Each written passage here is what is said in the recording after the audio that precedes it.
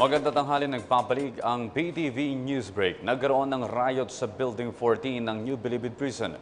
Nasaksak at napatay sa insidente ang high-profile inmate na si Tony Ko, habang critical naman ang drug lord na si Peter Ko.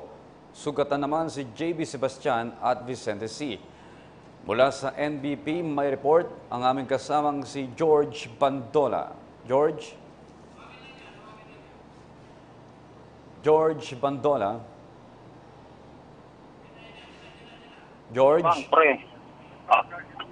Audrey, actually, ang pangunang report na nakarating din sa atin ay yung pangalang, ang update na si Tony Ko pa lamang ang namamatay ng dalhin sa Muntinlupa Medical Center habang nandun pa sa ospital itong si JB Sebastian at si Peter Ko.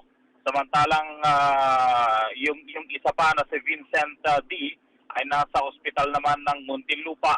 Patuloy na nakikipag-coordinate din tayo dito sa mga opisyal ng Bureau of Corrections dahil nga sa naging mahigpit ngayon ang mga membro ng Special Action Force at ang membro ng Bucor para magbabantay sa loob at labas nitong National New Bilibid Prisons.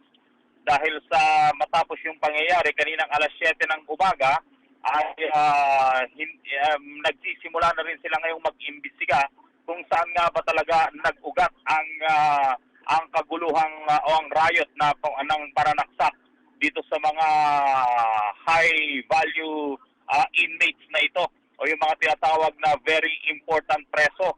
Sinasabi nga sa mga pangunang report din na nagkaroon di umano ng pot session sa loob ng cell down nitong si Peter Ko bago nangyari ang saksakan sa pagitan ng mga itinuturing na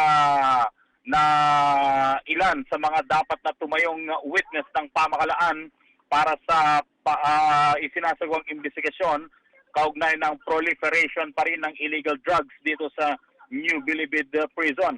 Yung mga tao dito sa paligid talagang naiintakutan at maging sila ay yung mga regular na bumibisita sana dito sa Bilibid Prison ay magkakaroon muna ng paghihigpit at hindi muna agad papapasukin dahil nga sa nangyaring paghihigpit ngayon dito sa Bureau of Corrections, particular dito sa New Bilibid Prisons.